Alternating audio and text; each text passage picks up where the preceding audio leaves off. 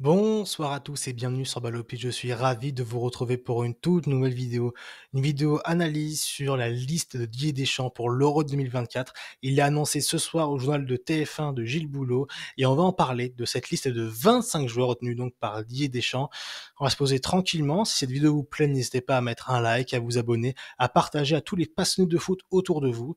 Et maintenant que ce message est fait, on va pouvoir parler de cette liste de 25 joueurs donc que Didier Deschamps a annoncé avec pour les gardiens, aucune surprise. Mike Maignan, Alphonse Areola en numéro 3 et Brice Samba en numéro 2. On aurait pu penser à un Lucas Chevalier en numéro 3, mais Alphonse Areola connaît très très bien ce rôle. Il l'avait déjà eu en 2018, il l'a eu également à la Coupe du Monde 2022. Il y avait aussi Lucas Chevalier qui s'est blessé malheureusement ce week-end avec Lille et qui donc, alors qu'il aurait pu postuler, eh bien semble forfait pour au moins 2 mois.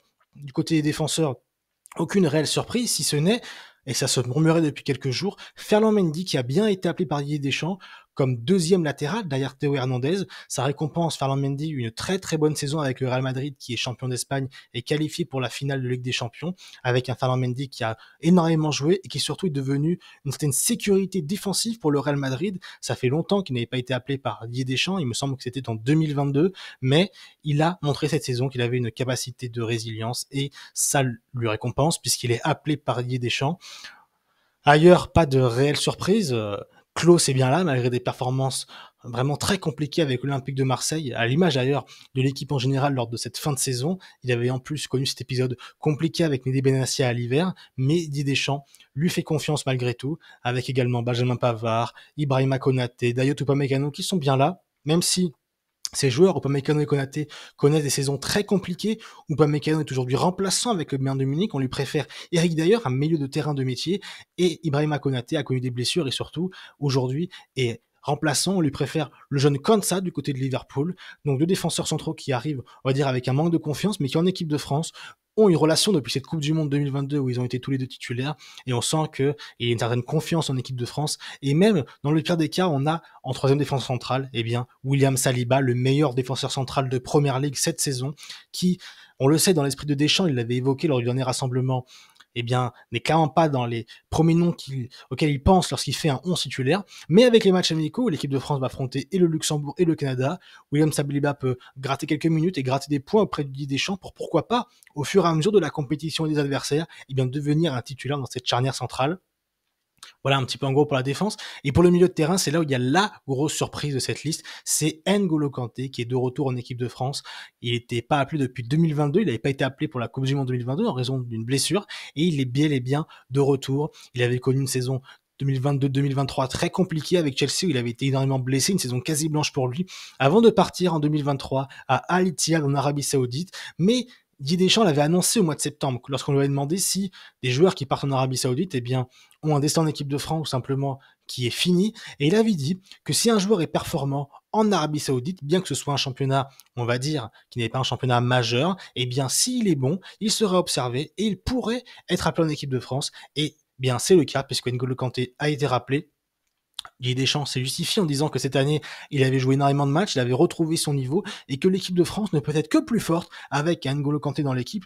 Et ça peut se comprendre parce qu'à côté, il y a Tchouaméni, Kamavinga, Rabiot. Mais quand on a vu les matchs de l'équipe de France au mois de mars face à l'Allemagne et face au Chili, où le milieu de terrain avait été tangué et par le milieu allemand et par le milieu chilien, eh bien, avoir N'Golo Kanté en remplaçant certainement, peut-être pas dans le 11 titulaire, eh bien, ça ne peut être qu'un plus pour l'équipe de France. Dans ce milieu de terrain, l'autre, on va dire entre guillemets, alors c'est pas une surprise parce qu'on savait qu'il serait là, mais c'est le jeune Warren Zaïre-Emery qui avait connu sa première sélection face à Gibraltar au mois de septembre, au mois d'octobre, et bien qui est bel et bien présent, hein, qui a participé à sa première grande compétition internationale.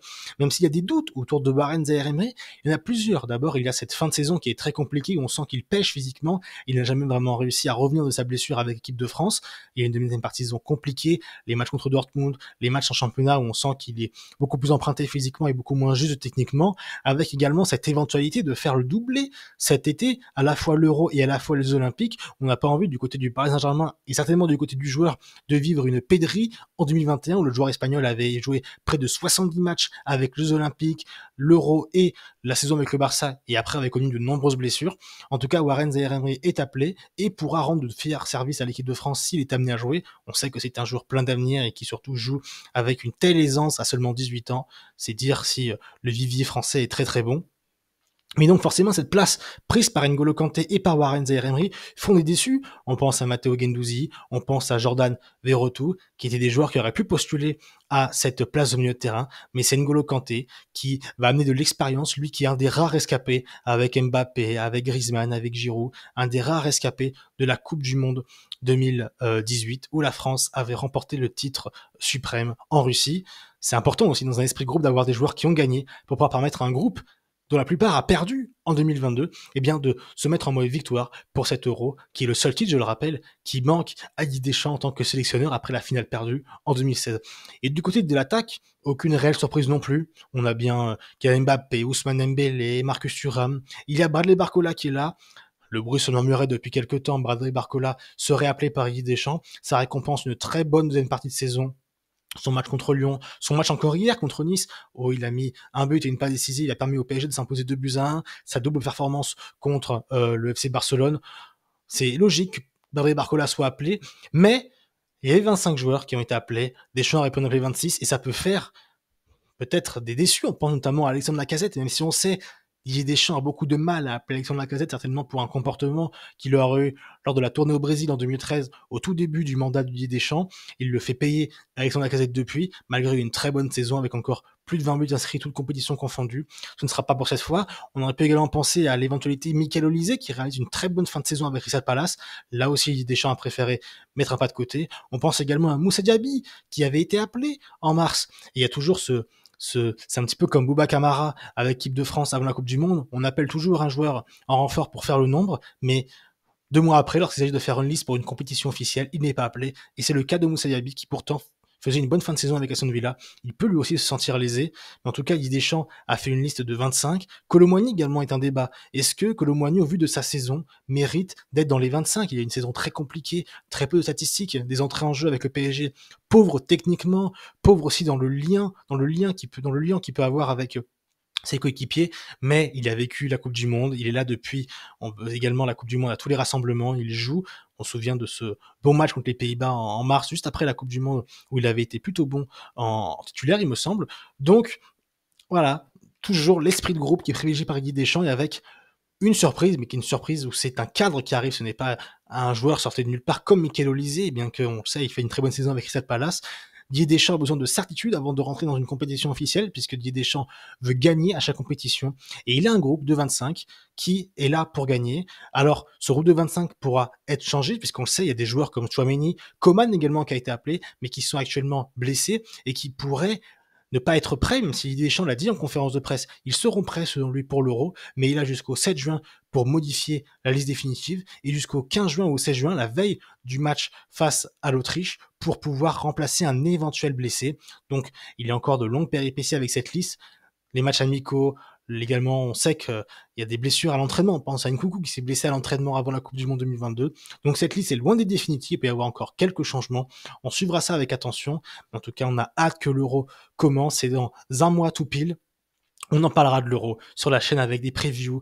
On sera également là pendant l'Euro pour un petit peu parler de l'actualité de l'Euro, parler des matchs. On sera là, vous inquiétez pas, on aura plein de contenu autour de l'Euro. J'espère que cette vidéo vous a plu. Si c'est le cas, n'hésitez pas à mettre un petit like, à vous abonner, à commenter. Dites-moi si cette liste vous plaît. Quels sont pour vous les grands absents? Est-ce que pour vous le retour d'N'Golo Kanté est un risque pris par Didier Deschamps? Est-ce que c'est une erreur? Est-ce qu'il a raison de se passer de certains joueurs comme Alexandre Lacazette, Jordan Verretou? Dites-le moi en commentaire. Sur ce, je vais vous laisser. Vous souhaitez une bonne soirée, une bonne nuit, une bonne journée selon le moment où vous me regardez. Et n'oubliez jamais, vive le foot.